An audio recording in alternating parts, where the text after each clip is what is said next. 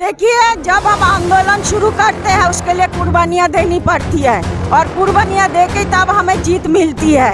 अगर उनको बंद किए हैं तो उसके लिए भी हम लड़ेंगे, उनको छुड़ाने के लिए भी हम लड़ेंगे, लेकिन हमें भी जेल में डाल दे तब भी हमें कोई गम नहीं होगा, क्योंकि हमारी जो मांगे हैं वो आने वाले नस्लों के लिए मांगे हैं और हम लेकर ही रहेंगे। चाहे हमें फांसी पे चढ़ा दे, चाहे गोली चला दे, उन्हें तो जेल में बंद कर दिया। तो हम तो मोदी के सामने खड़े होता है, अगर तुझे मारना है तो मार हमें। जामिया वर्ल्ड, इंसाफ की आवाज़।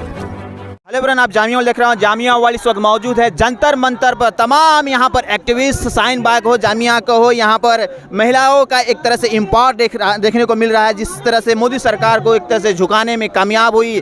और ओवरऑल दादिया, आपको मैंने देखा है शाहीन बाग पर शुरू से आखिरी दिनों तक थी, आपको बड़ा तबीयत भी खराब था, लेकिन मोदी सरकार जिस तरह से उसके पुलिस से, जिस तरह से जामिया के स्टूडेंट्स और शाहीन बाग के एक्टिविस्ट खालिद सैफ हो, मीरान हैदर हो, उमर खालिद हो, यहाँ तफसाजिल इमाम हो, सैफ रहमान खान हो, अतहर जी हो, गुलसिफा हो, तमाम ऐसे लोगों को, नौजवानों को एक तरह से दिल्ली पुलिस और मोदी की पुलिस जेलों में डाल दिया है।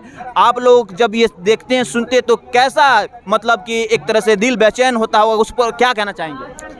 देखिए, जब हम आंदोलन शुरू करते हैं उसके लिए कुर्बानियाँ देनी पड़ती है और कुर्बानियाँ दे के तब हमें जीत मिलती है।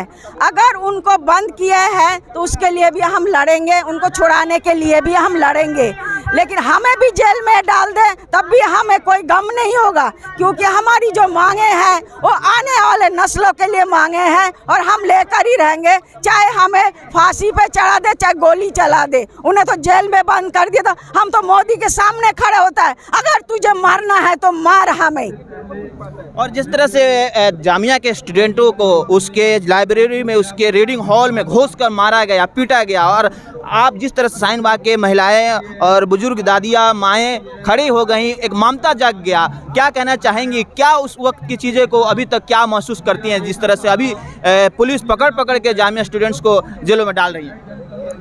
ये सरासर दमन है। भारत में उतने ही वो भी देशवासी हैं, उतने ही हकदार हैं जितना कि हमारे यहाँ के जो चीफ मिनिस्टर हों, चाहे हमारे प्राइम मिनिस्टर हों, चाहे कोई सदन में बैठे मंत्री हों, उतना ही हमारे जामिया के बच्चे भी देशवासी थे, उनको बोलने का हक था।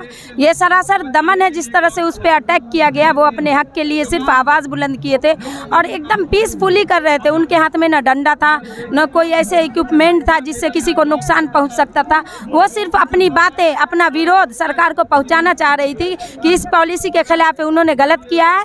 और जिन लोगों को उन्होंने लाइब्रेरी में जाके, और इनफैक्ट देखो ना, बाथरूम में 18 घंटे लड़कियां बेहोश मिली। क्या वो लड़कियां प्रोटेस्ट भी नहीं कर रही थी? वो किसका कसूर है? वो सिर्फ एक माँ थोड़ी जो पैदा किए वही लड़ेगी, वो पूरे भारत की बेटी थी।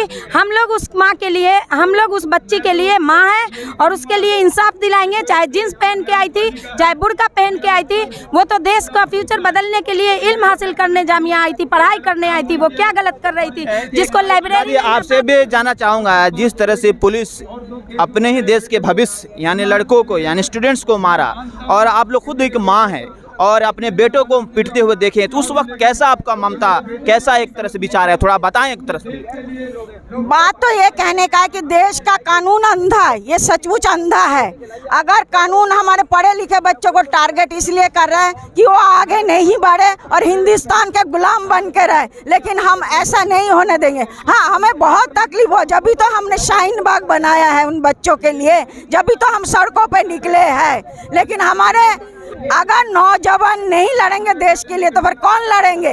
अगर वो आगे आ रहे थे और सरकार को देखा कि हमारे पोल खुल रहे, तभी तो उन्होंने टारगेट किया है। लेकिन कोई बात नहीं, हम उन बच्चों के लिए हम लड़ेंगे, हम माएँ आएंगे सड़कों पे उनको बचाने के लिए। आप लोग भी चाहती हैं मतलब कृषि कानून के तहत जिस तरह से वापस मोदी सरकार को झुकना पड़ा, उस तरह से वो भी आप चाहती हैं सो वापस आ जाए? हाँ, ये भी वापस होगा और उनको झुकना पड़ेगा। ये तो सरकार बेरहम है, तो कैसे झुकेगा? झुकेगा, आज नहीं तो कल। उसको 1 साल लगे है ना, हम फिर इसको दोबारा से शुरू करेंगे, झुकाएंगे हम जरूर।